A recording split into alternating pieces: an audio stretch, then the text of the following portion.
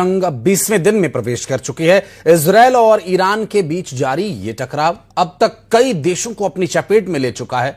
यरूशलेम के अल अक्सा में इजरायली पुलिस ने फिलिस्तीनी लोगों के नमाज पढ़ने पर पाबंदी लगा दी। वहीं दूसरी तरफ आसमान से बरसती मिसाइलें तेल अवीव तक पहुंच रही हैं। सामने आई ऐसी तस्वीरें जहां एयर डिफेंस सिस्टम भी नाकाम होता दिख रहा है। कहीं मिसाइल अटैक तो कहीं एक के बाद एक हो रहे हमलों से गैस फैसिलिटी और रिफाइनरी आग के गोले में बदल रही है। कतर से लेकर ईरान और आसालुयेह तक आग और धुएं के गुबार दिखाई दे रहे हैं। इस जंग की आंच अब लगभग हर खाड़ी देश तक पहुंच चुकी है। रियाद में भी मिसाइल हमलों की खबर है। वहीं राजधानी बेरूत पर एक बार फिर इजरायली एयर स्ट्राइक का निशाना लगा और इजराइल का दावा है कि उसने ईरान के अंदर घुस करके सैन्य ठिकानों को निशाना बनाया है।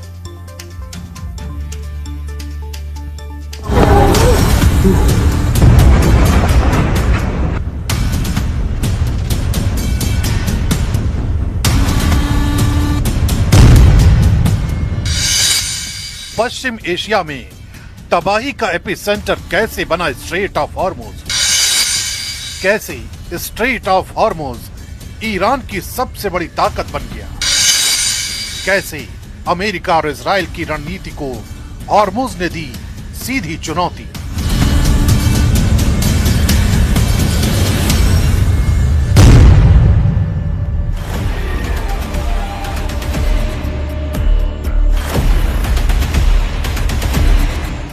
स्ट्रेट ऑफ हॉर्मुज दुनिया का सबसे अहम तेल गलियारा। हर दिन लाखों बैरल कच्चा तेल और एलएनजी इसी रास्ते से एशिया, यूरोप और अमेरिका तक पहुंचता है। यही वजह है कि संकरी जलधारा की अहमियत सिर्फ भौगोलिक नहीं बल्कि रणनीतिक भी है। ईरान की तटरेखा इस स्ट्रेट के उत्तरी हिस्से को कवर करती है, जिससे उसे नेचुरल कंट्रोल मिलता है। जैसे ही अमेरिका इजराइल ने हमले तेज किए, ईरान ने इसी भौगोलिक ताकत को अपने पक्ष में मोड़ लिया। यानी जहां उसकी सैन्य ताकत कमजोर पड़ रही थी, वहीं उसकी लोकेशन सबसे बड़ा हथियार बन गई। ईरान ने स्ट्रेट ऑफ हॉर्मुज को सिर्फ ब्लॉक नहीं किया, बल्कि उसे डेंजर जोन बना दिया। समुद्र में माइंस बिछाए गए, एंटी शिप मिसाइलें तैनात की गई, ड्रोन बोट्स और स्पीड बोट्स के जरिए लगातार खतरा बनाया गया। हर गुजरते जहाज को अब रिस्क का सामना करना पड़ रहा है। नतीजा, अंतरराष्ट्रीय शिपिंग कंपनियां पीछे हटने लगी, बीमा प्रीमियम आसमान छू गया और कई टैंकरों ने रास्ता बदल लिया।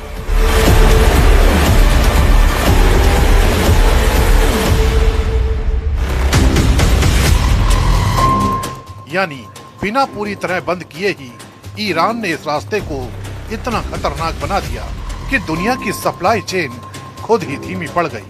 यहीं से शुरू होता है असली खेल, इकोनॉमिक वॉरफेयर। जैसे ही हॉर्मुज पर खतरा बढ़ा, ग्लोबल ऑयल मार्केट में उथल पुथल मच गई, कीमतें तेजी से बढ़ी और दुनिया की बड़ी अर्थव्यवस्थाएं दबाव में आ गई। ईरान जानता है कि वो सीधे अमेरिका से सैन्य मुकाबले में कमजोर है, लेकिन तेल की कीमतों के जरिए वो पूरी दुनिया को प्रभावित कर सकता है। यही वजह है कि उसने इस स्ट्रेट को एक इकोनॉमिक लीवर में बदल दिया। अब हर दिन की देरी, हर टैंकर की रुकावट सीधे ग्लोबल इकोनॉमी को झटका दे रही है। अमेरिका ने जवाब में नौसेना तैनात की, माइंस हटाने की कोशिश की और एयर स्ट्राइक भी तेज की, लेकिन हॉर्मुज का भूगोल ईरान के पक्ष में है। संकरी जलधारा, पास के ईरानी तट और छिपे हुए लॉन्च पॉइंट, ये सब मिलकर ईरान को गेटकीपर बना देते हैं। कई देशों को अब अपने जहाज निकालने के लिए ईरान से अप्रत्यक्ष अनुमति लेनी पड़ रही है। यही वो स्थिति है जहां एक क्षेत्रीय ताकत सुपर पावर को चुनौती दे रही है, सीधे युद्ध में नहीं बल्कि कंट्रोल के खेल में। स्ट्रेट ऑफ हॉर्मुज अब ईरान का लास्ट कार्ड नहीं बल्कि स्मार्टेस्ट कार्ड बन चुका है। बिना न्यूक्लियर हथियार इस्तेमाल किए उसने दुनिया की सबसे बड़ी कमजोर नस पकड़ ली है, ऊर्जा सप्लाई। अगर ये संकट लंबा चलता है तो इसका असर हर देश, हर बाजार और हर आम आदमी तक पहुंचेगा। महंगाई बढ़ेगी, सप्लाई चेन टूटेगी और वैश्विक मंदी का खतरा गहराएगा। यही वजह है कि विश्लेषक मान रहे हैं कि ईरान ने अपनी भौगोलिक स्थिति को हथियार बनाकर इस जंग में एक नया मोर्चा खोल दिया है, जो शायद सबसे ज्यादा खतरनाक है। ईरान जंग अपने सबसे भयानक मोड़ पर आ गई है, क्योंकि अब एक दूसरे के एनर्जी सेंटर्स टारगेट पर आ गए। दावा है कि शुरुआत इजराइल की तरफ से ईरान के साउथ पार्स गैस फील्ड पर दागी गई मिसाइलों के बाद शुरू हुई। सामने बढ़ाओ।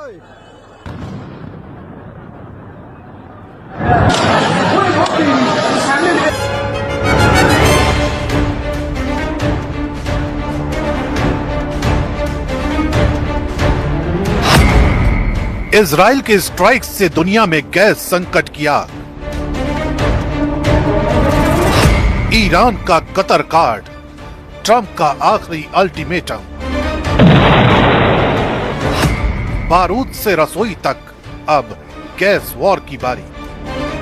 28 फरवरी को जब ईरान पर अमेरिका और इजराइल के बीच भीषण हमले हुए थे, तेहरान पर मिसाइलों की बौछार हुई थी, तब किसी ने नहीं सोचा था कि 20वें दिन ये जंग एनर्जी वॉर यानी दुनिया की सबसे बड़ी गैस की जंग में तब्दील हो जाएगी। दरअसल इजराइल की एक स्ट्राइक ने पूरी दुनिया के चूल्हों पर ताला लगाने की नौबत ला दी। ऐसा इसलिए क्योंकि जंग के 19वें दिन की एक स्ट्राइक इतिहास बदलने वाली है। दावा है कि इजराइल ने अमेरिका को अंधेरे में रखकर ईरान के साउथ पार्स गैस फील्ड के एक हिस्से पर हमला कर दिया। ये कोई मामूली हमला नहीं था, ये ईरान की रीढ़ की हड्डी पर वार था। लेकिन असली धमाका तब हुआ जब ईरान ने इसका बदला लेने के लिए कतर के रास लफान गैस हब पर बैलिस्टिक मिसाइलें दाग दी। कतर, जो दुनिया को सबसे ज्यादा LNG यानी लिक्विफाइड नेचुरल गैस सप्लाई करता है, उसको ईरान के हमले में भारी नुकसान का दावा किया गया। इस अटैक पर ईरान का संदेश साफ था, अगर उनका गैस प्लांट जलेगा तो दुनिया को गैस नहीं मिलेगी। ट्रंप का गुस्सा, साउथ पार्स का डेथ वारंट। जैसे ही कतर के गैस फील्ड पर ईरान के पलटवार की खबर व्हाइट हाउस पहुंची, राष्ट्रपति डोनाल्ड ट्रंप आग बबूला हो गए। ट्रंप ने इजराइल को सख्त हिदायत दी कि अब गैस स्टेशनों को निशाना नहीं बनाया जाएगा, लेकिन साथ ही उन्होंने ईरान के नए सुप्रीम लीडर मुस्तफा खामेनेई को वो चेतावनी दी जिससे कयामत की आहट सुनाई दे रही। ट्रंप ने कहा, अगर ईरान ने कतर की गैस फैसिलिटी पर एक और हमला किया तो अमेरिका पूरे साउथ पार्स गैस फील्ड पर पूरी ताकत से हमला करेगा और उसे तबाह कर देगा। ऐसी तबाही ईरान ने पहले कभी नहीं देखी। ट्रंप ने यह भी कहा कि वो इतनी बड़ी तबाही नहीं चाहते क्योंकि इसका ईरान पर लंबा असर पड़ेगा, लेकिन कतर पर दोबारा हमला हुआ तो वे बिल्कुल नहीं झिझकेंगे। यहाँ यह जानना जरूरी है कि साउथ पार्स दुनिया का सबसे बड़ा गैस भंडार है। अगर ये तबाह हुआ तो दुनिया की 10% गैस सप्लाई हमेशा के लिए खत्म हो जाएगी। वही हाल कतर के भी नॉर्थ गैस फील्ड का है।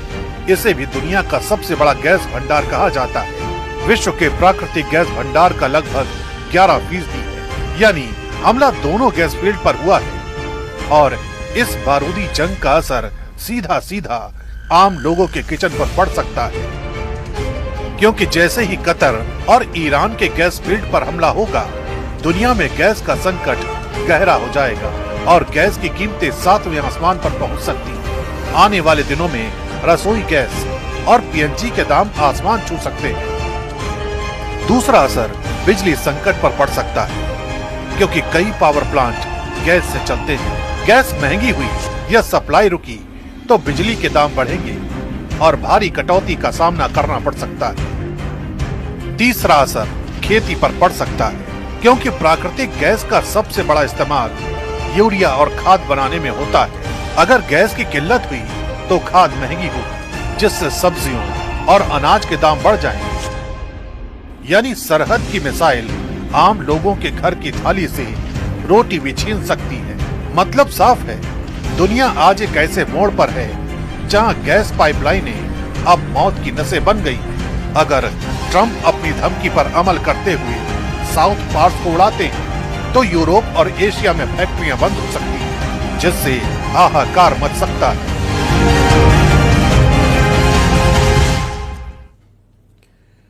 नेतन्याहू का कॉफी वाला वीडियो सबने देखा। उस वीडियो पर काफी विवाद हुआ, लेकिन अब नेतन्याहू के एक इशारे ने बता दिया कि इजराइल आगे क्या करने जा रहा है।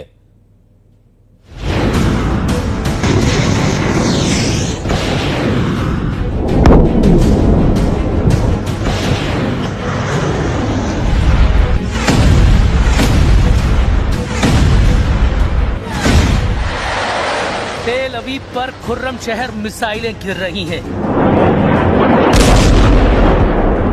एक एक क्लस्टर बम को गौर से देखिए। ये टूटते हुए सितारे नहीं, मौत बरसाने वाले वो बम हैं जिसका इजराइल के पास कोई तोड़ नहीं। ईरान सुरक्षा परिषद के सचिव अली लारिजानी के मारे जाने के बाद ईरान ने इजराइल पर खुर्रम शहर की बरसात कर दी है। लारिजानी के मौत के खिलाफ ईरान ने अपनी मिसाइल वेव नंबर 61 को लॉन्च किया। लारिजानी की मौत का बदला इजराइल पर 100 टारगेट पर हमले से लिया गया। इन हमलों में ईरान ने सबसे ज्यादा खुर्रम शहर 4 और कद्र मिसाइल को लॉन्च किया, जो ईरान की सबसे खतरनाक मिसाइलों में शामिल है।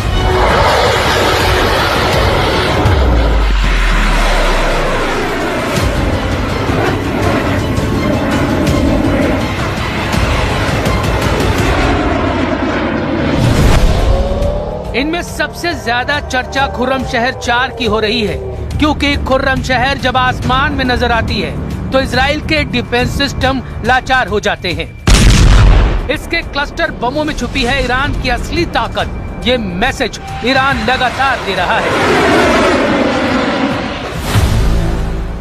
ईरान बता रहा है कि उसकी लीडरशिप यानी नेतृत्व एकदम खुर्रम शहर के वॉर हेड की तरह है। ईरान बता रहा है कि उसका एक लीडर खत्म होगा तो उसका दूसरा लीडर एक और क्लस्टर बम की तरह तैयार हो जाएगा और नया लीडर एक और क्लस्टर बम की तरह दुश्मन पर हमला करेगा। ईरान बता रहा है कि ये उसकी लीडरशिप का खुर्रम शहर मॉडल है। ईरान बता रहा है कि एक क्लस्टर मारोगे तो दुश्मन पर नया लीडर 100 क्लस्टर की तरह फूटेगा।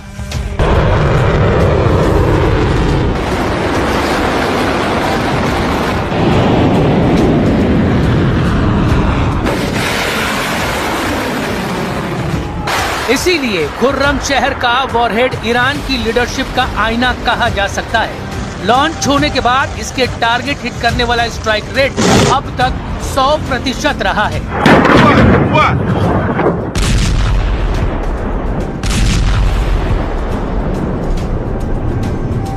खुर्रम शहर मिसाइल से निकले क्लस्टर बम जमीन पर क्या कोहराम मचाते हैं। इजराइल इसको छुपाने की कोशिश जरूर कर रहा है, क्योंकि टारगेट पर इजराइल के कई मिलिट्री बेस और कई खुफिया अड्डे रहे हैं, लेकिन खुर्रम शहर 4 के क्लस्टर बम तेल अवीव की बड़ी आबादी पर गिर रहे हैं और ऐसे में आम लोगों को भी नुकसान पहुंचा रहे हैं। ईरान की तरफ से जो मिसाइल दागे जा रहे हैं उनमें है क्लस्टर बम, और वो क्लस्टर बम इसराइल में मचा रहे हैं तबाही। पिछले 3 दिनों से जगह जगह पे हमले हो रहे हैं और क्लस्टर बम की वजह से तबाही हो रही है। मैं इस वक्त नेकबा एरिया में हूं, ये इसराइल का एरिया है और यहाँ पे आप देख सकते हैं कि बिल्डिंग का क्या हाल हुआ है। यहाँ पे क्लस्टर बम की वजह से फिलहाल ऐसा लगता है कि इसराइल के पास क्लस्टर बम का तोड़ अभी तक नहीं है। Air defence system cluster bomb के सामने फेल हो रहा है। लारिजानी पर हमले के बाद ईरान ने लॉन्च की अपनी प्रीमियम क्लास की मिसाइल। दावा किया जा रहा है कि इस मिसाइल का तोड़ इजराइल के पास बिल्कुल भी नहीं है और ये बहुत सटीक भी है। इस नई मिसाइल का नाम है